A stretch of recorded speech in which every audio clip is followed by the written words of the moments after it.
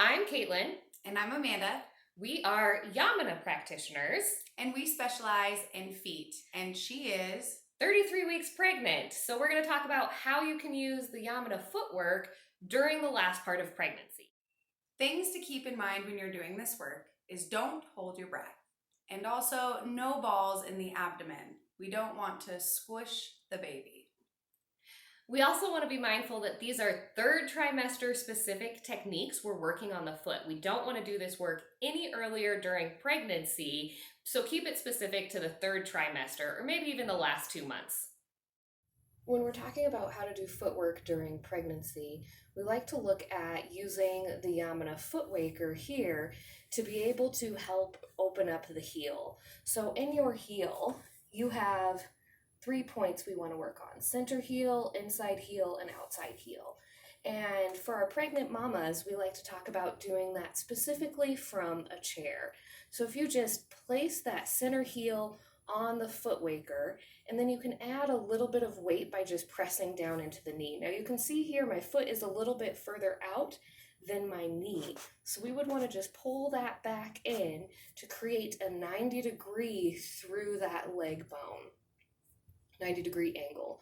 So just pressing into the center of the heel, you can then fan the foot up and down a little bit here.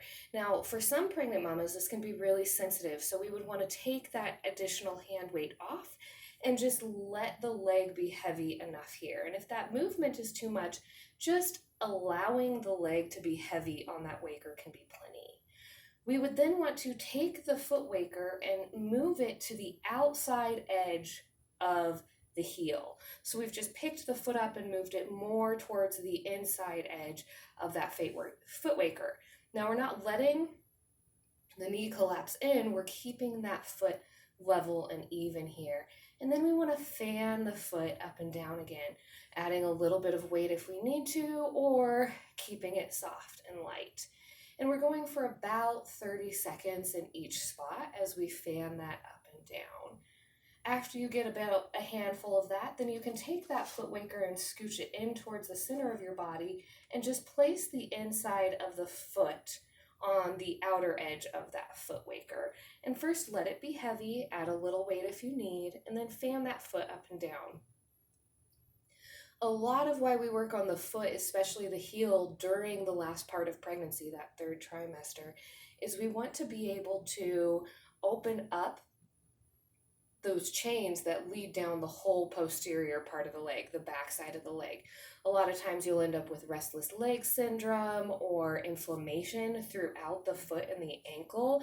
And this can help a lot with lymphatic flow, as well as opening up those nerve pathways that can contribute to restless legs. So it's just to help keep mamas as comfortable as possible during that final part of pregnancy. Okay, so if you've done some of that work, you can take your foot off the waker and just set it on the floor and see how that feels. How does that feel compared to that not work side? Go ahead and give that a try on your own if you have a foot waker, or if you need to get yourself a foot waker, get in touch with us and we'll show